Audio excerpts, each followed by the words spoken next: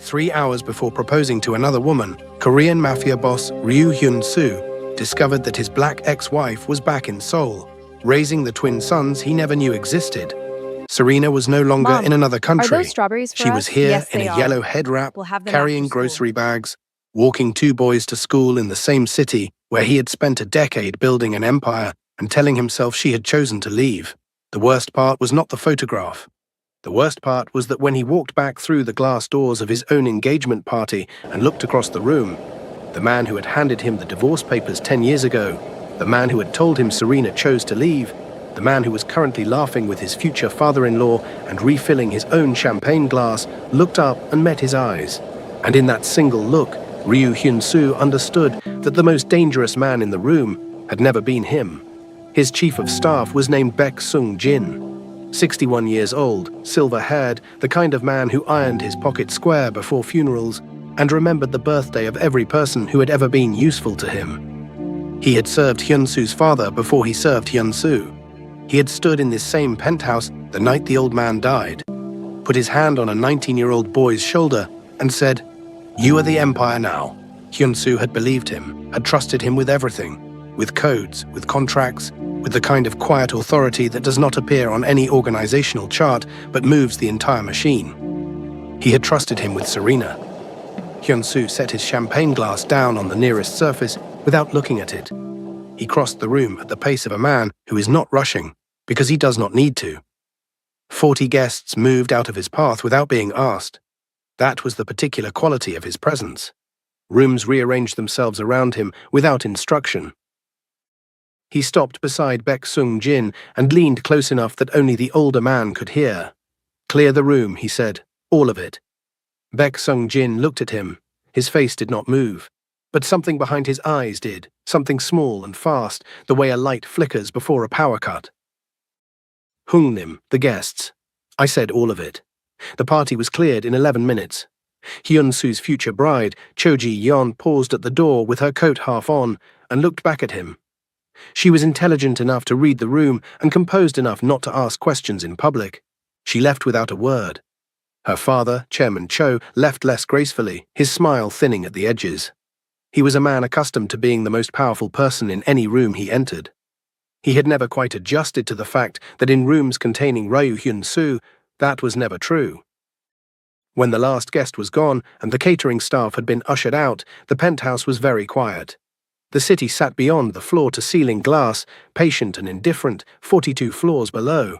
Hyun-soo placed his phone on the dining table with the photograph facing up.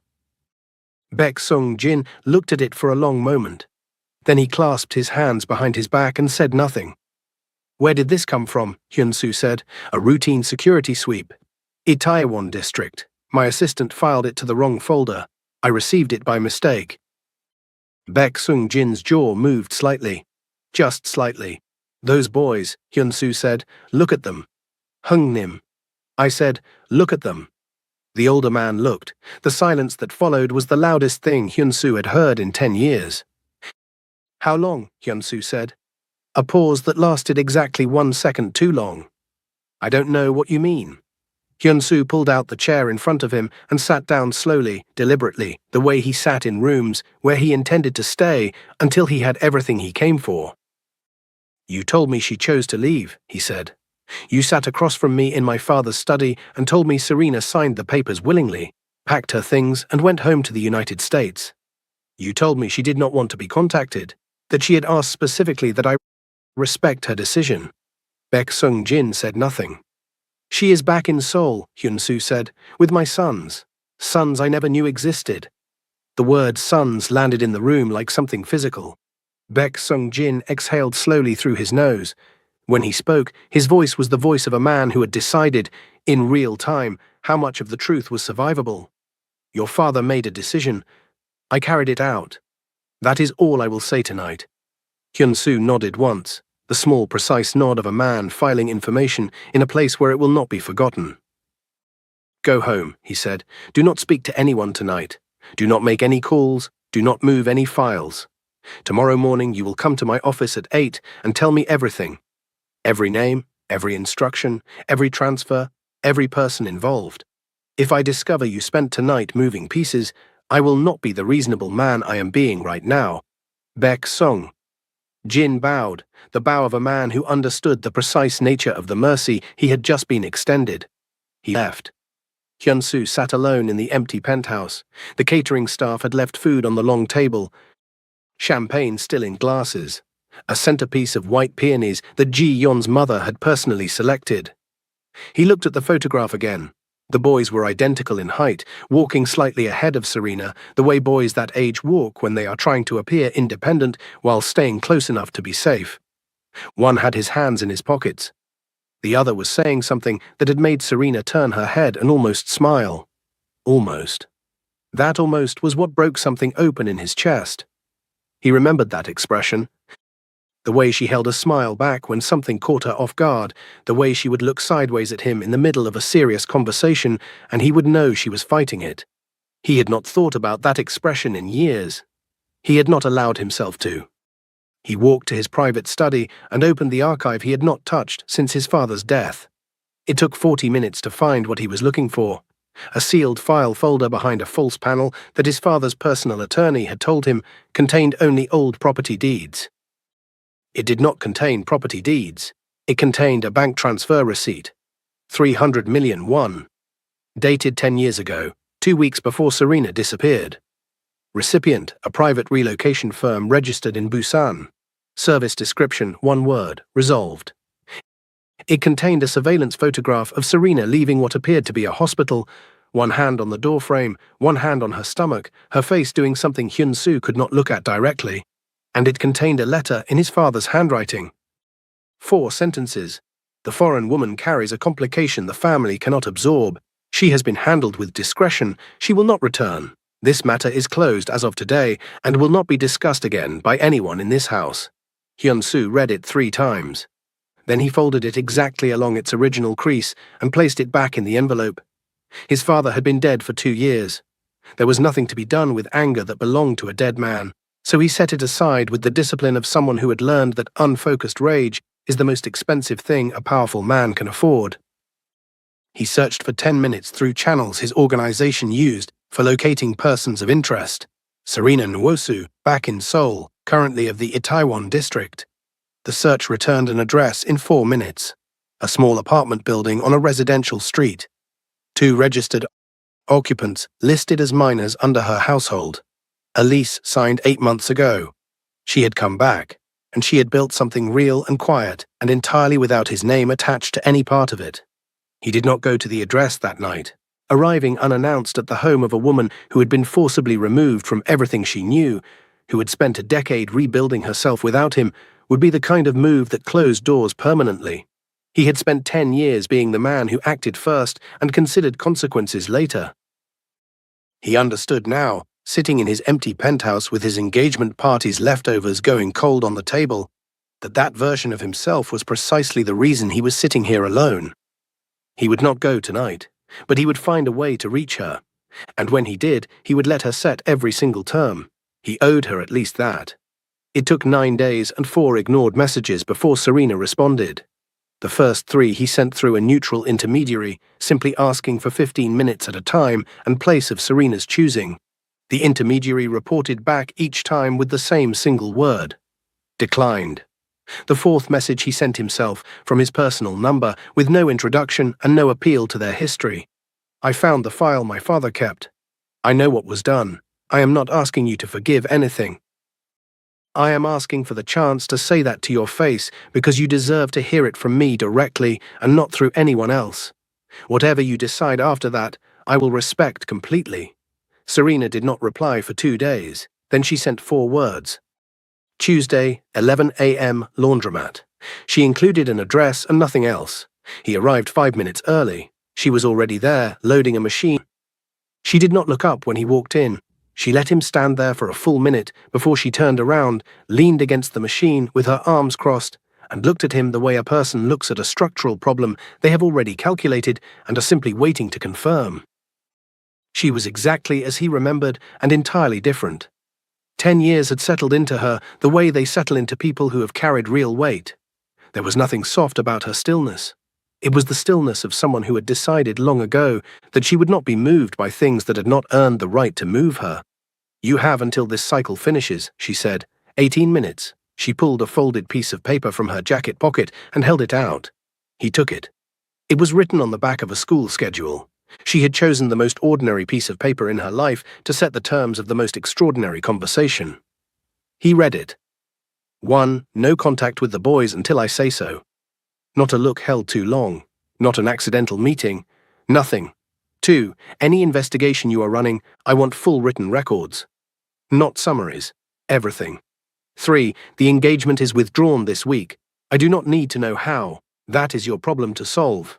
4. No protection detail on my building. No one watching my street. If I find a single person stationed near my home, I will take the boys, and you will not find us. I have had 10 years to learn how. He looked up from the paper. Rule 4, he said. There are people connected to my organization who may consider you and the boys a liability now that I am asking questions. I cannot in good conscience leave you unprotected while... She tilted her head. Are you negotiating my rules? He closed his mouth. No, he said, I am not. Then sign it at the bottom. There is a pen in my jacket pocket on the chair. He signed it. She folded it and put it in her pocket without looking at it again. There is one more thing, she said, her back still to him. He waited. I knew about Baek Sung Jin 3 years ago, she said. I found the transfer record through a source I will not name. I said nothing and did nothing because I needed to know if you were the kind of man who would find it yourself. She paused. That was the only test that mattered to me. Not whether you were sorry. Whether you were paying attention. The washing machine moved into its cycle. He wanted to ask how she had survived it. How she had raised 2 boys alone in a foreign country with no safety net and still became the kind of woman who walked into a laundromat and set terms with the quiet authority of someone who had never once lost the thread of who she was. He did not ask. It was not his question to ask yet. She picked up her laundry basket. I will be in touch about the written updates, she said. Do not contact me for any other reason. She walked out. The machine kept going. Hyun-soo stood alone in the laundromat, holding the pen he had used to sign the paper, and understood for the first time in 10 years that he was not in charge of a single thing that mattered. The engagement withdrawal took Hyun-soo 48 hours to handle and cost him something more expensive than money. He called Chairman Cho directly. No intermediary, no lawyer, no carefully worded letter from a PR firm. He called the man himself on a Tuesday evening and said simply that the engagement would not proceed, that the decision was final, and that he was prepared to discuss any business implications at a time of the chairman's choosing, but that the personal matter was closed. Chairman Cho was quiet for a long moment. You are making a serious mistake, he said.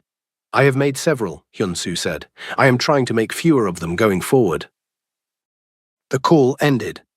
What happened next was the kind of thing that happens when powerful men feel publicly diminished. Chairman Cho did not call a press conference. He did not issue a statement. He made a quieter and more dangerous move. He called a journalist he had used before, a man who specialized in stories that never needed to be proven to be damaging, and gave him 2 things: a description of Serena and the name of the district where she lived. The journalist began making inquiries within 24 hours. Cho Ji-yeon found out about her father's move the same evening he made it. She had grown up watching him operate and had learned early to keep her own sources inside his organization. She sat with the information for exactly 1 hour. Then she did something her father would not have predicted, because he had spent 31 years fundamentally misreading the kind of woman his daughter had become. She drove herself to Itaewon. She found Serena the way anyone could find a woman who kept a visible routine. Tuesday laundromat. She walked in at 10:45, sat down on the bench across from the machines, and waited. Serena came in at 11, saw her, and stopped walking for exactly 1 second. Then she continued to the machine, loaded it, set the cycle, and turned around. You have until this cycle finishes, she said. Ji-yeon almost smiled. 18 minutes. Serena looked at her evenly. You know about the laundromat rule. I know everything my father's investigator filed in the last 24 hours, Ji-yeon said. That is why I am here. She placed a thin folder on the bench beside her and slid it across. Your name, your address, your boys' school, their schedule. He gave this to a journalist this morning. The story will run within the week, unless something stops it. Serena did not reach for the folder immediately. She looked at Ji-yeon steadily, without the performance of reaction. "Why are you telling me this?" she said. "Because my father is using your children as leverage to punish a man who embarrassed him, and I will not be the reason two boys get their lives turned into a news cycle." Ji-yeon paused. "Also because I read the real file. What was done to you 10 years ago?" She stopped. "I have a mother. She also had a suitcase once, and not enough people on her side. That is all I will say about that." The machine hummed between them. Serena picked up the folder. Her face did not change, but her jaw tightened once, briefly, when she reached the page with her son's school photographs. "What are you going to do?" Serena said. Ji-yeon folded her hands in her lap. "I am going to have a conversation with my father tonight that he will find very uncomfortable. I have been his chief strategy officer for 4 years. I have signed off on things I should not have signed off on because I believed in the larger architecture of what we were building." She paused. "I have kept very good records." "He will not touch your boys," Ji-yeon said. "Not a story, not a scholarship offer, not a single phone call to their school. I will make sure of it. But I needed you to know it was coming so that if I am wrong, you have time to move." Serena was quiet for a moment. Then she said, "You are not what I expected." Ji-yeon stood and picked up her bag. "No one ever is," she said. "Tell Hyun-soo the engagement is officially withdrawn on my end as well. I will inform my father in my own time and my own way. He is not to contact me." She moved toward the door and then stopped with her hand on the frame. "And tell him something else from me. Tell him that the only version of this story that ends well is the one where he stops running an empire and starts raising his sons. Everything else is noise." She left. Serena stood alone for a moment with the folder in her hands. Then she took out her phone and called Hyun-soo for the first time. He picked up on the second ring. "Ji-yeon was just here," she said. "She told me about her father's journalist. She is handling it. He is not to contact her." A pause. "Is she all right?" "She is more than all right," Serena said. "She is the most prepared woman I have met in a long time." She paused. "The engagement withdrawal. Make sure it is clean. Make sure her name is handled with respect in whatever your organization says publicly. She did not deserve any of this." "Understood," he said. "Are you and the boys safe tonight?" "We are always safe," she said. "That is not a new condition." She hung up. That night, Ji-yeon walked into her father's private study with a folder of her own. She set it on his desk without a word. He opened it, read the first 2 pages, and went very still. "You would use this against your own family," he said. "I would protect this family from itself," she said. "If that story runs, if those boys are named in any publication, if a single person knocks on Serena's door because of information you provided, this folder goes to 3 separate places simultaneously. A lawyer in Singapore, a journalist I trust more than yours, and the National Tax Service." She looked at him without blinking. "I love you, Appa, but I will not let you do this. Not to children, not in my name." Chairman Cho closed the folder. He did not speak for a long time. Then he said, "The journalist will be pulled back by morning." Ji-yeon nodded. She picked up the folder and walked out. She did not cry until she reached her car. Then she sat in the parking structure for 10 minutes and allowed herself that much before she drove home. Hyun-soo received a single text from Ji-yeon's number the next morning. Handled. "Do not thank me. Focus on your family. That is all I will ever ask of you." He forwarded it to Serena with one line attached. "She asked me not to thank her. I am asking you to know what she did for your boys." She did not have to. She chose to. Serena read it in her kitchen while the boys were getting ready for school. She set the phone down and looked out the window for a long moment. Then she typed back 2 words. "I know." She did not tell the boys that night. She waited 3 more days, until a Saturday morning when the apartment was quiet and the twins were eating breakfast, and the light was coming through the kitchen window the way it did on good mornings, sideways and unhurried. She sat down across from them and said, "I need to tell you both something, and I need you to listen to all of it before you say anything." The boys put down their chopsticks. She told them everything, not a softened version, not a version edited for their comfort. She told them about their father, who he was, what he did, what his family had done 10 years ago, why she had left, and why she had come back to Seoul. She told them she had not told them sooner because she had needed to be sure, and she told them she was sure now. The kitchen was very quiet when she finished. Ethan, the younger twin, spoke first the way he always did, before he had finished thinking, and somehow always landed close to the truth. "Does he know about us?" he said. "He knows now," Serena said. "He did not know before. What was done by his father and the people around him, not by him." Ethan considered this. "But he is a Mafia boss," he said. Serena looked at him steadily. "Yes. Is that bad?" "It is complicated," she said. "Most things worth understanding are." Then Ezra, the older twin, looked up from the table. He had been sitting with his hands flat on the surface, looking at a fixed point between his bowl and the edge of the table, processing the way he always processed, inward and thorough and slow. He looked at his mother for a long moment. Then he stood up from his chair. "I don't want to meet him," he said. The kitchen went completely silent. Serena did not flinch. She did not rush to fill the silence with reassurance. She simply looked at her older son and waited. Ethan looked at his brother, then at his mother, then back at his brother.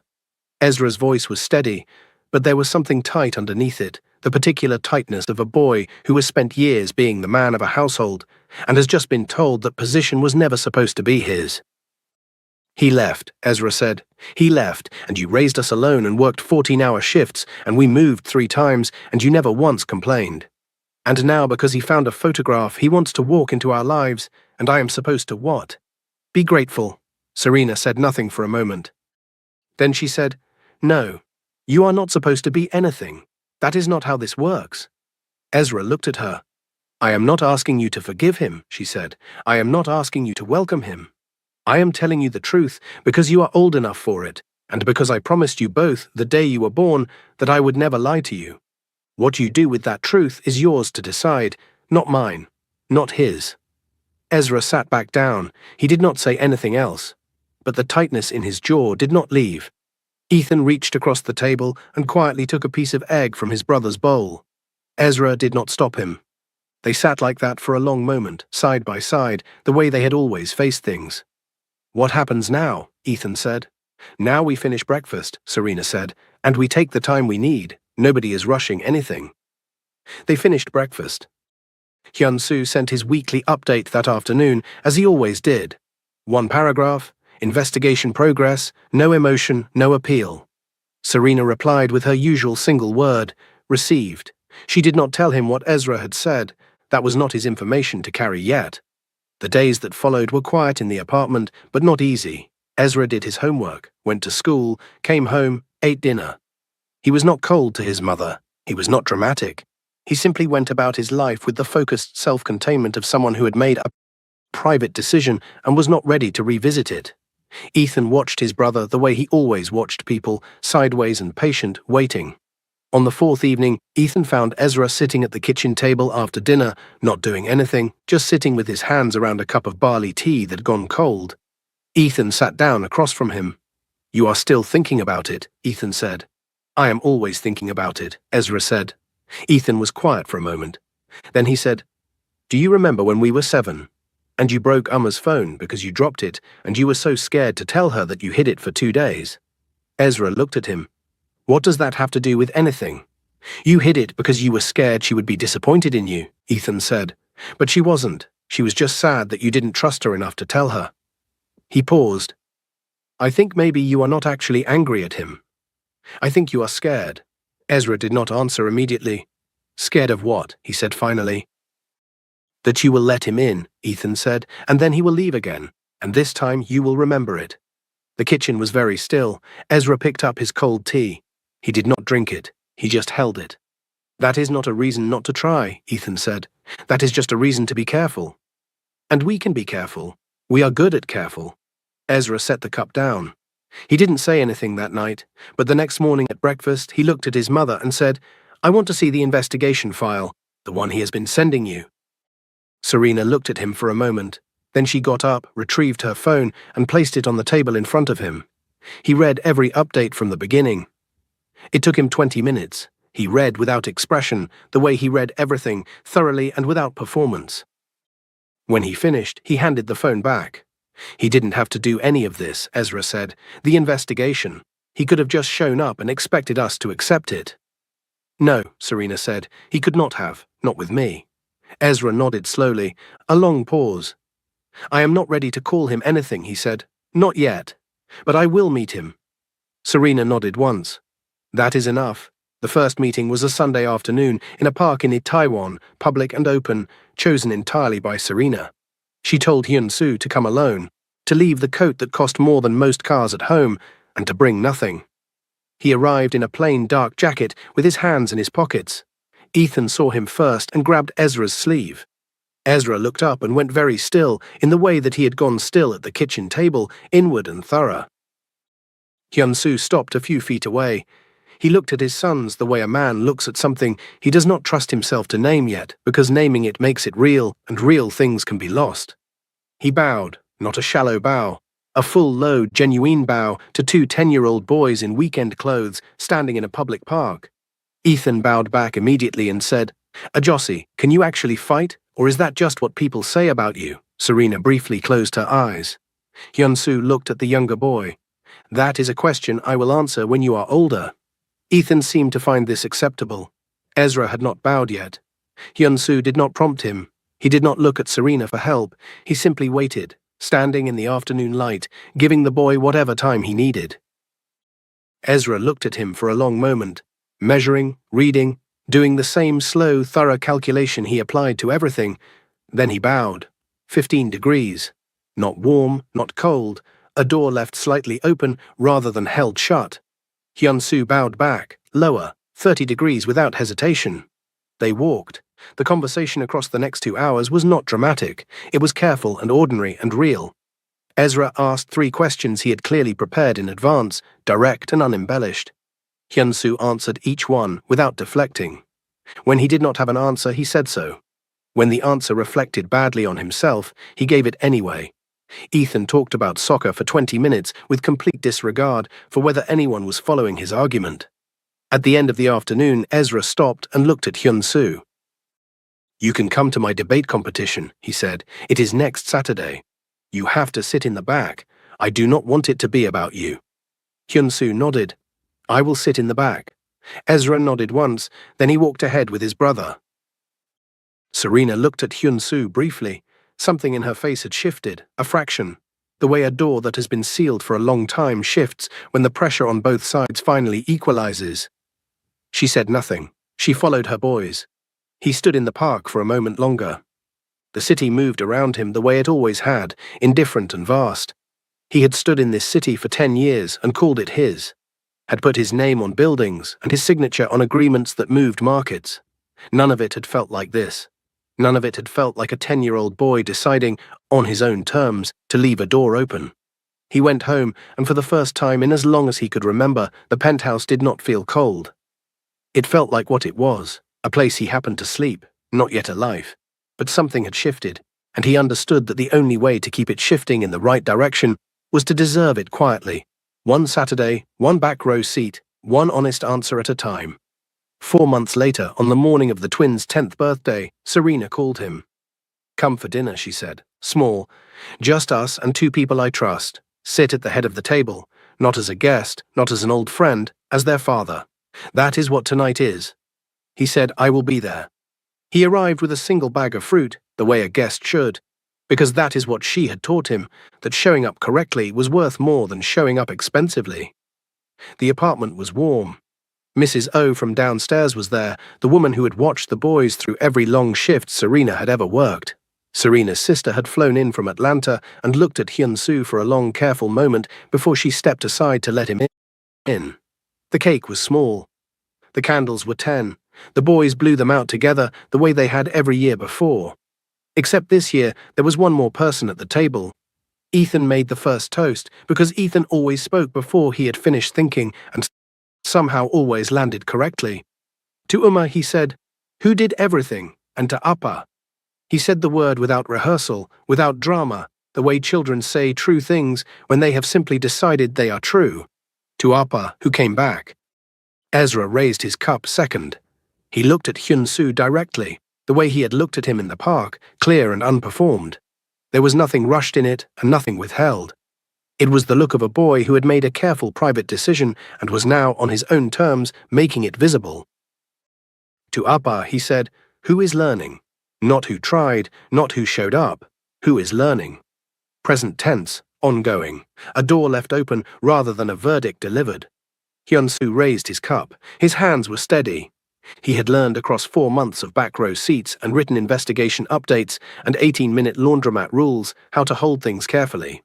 He did not make a speech. He simply raised his cup and looked at his sons, and then at the woman who had raised them into people worth knowing, and he said, "Thank you for this seat." That was all. It was enough. And that is the difference between a man and a boy with a title. A boy makes everything about the moment he arrives. A man understands that arriving is just the beginning and that the real work is every ordinary Tuesday after that. If this story stayed with you, if you have ever believed that some things have to be rebuilt slowly and that slow is not the same as lost, then stay with us. Hit subscribe, hit the bell, and tell me in the comments when Ezra said to Appa, who is learning, did that land for you the way it landed for me? I am reading every single one tonight. Stay soft, stay present. And remember, the most powerful thing a person can do is decide, on their own terms, in their own time, to let someone earn their way back to the table.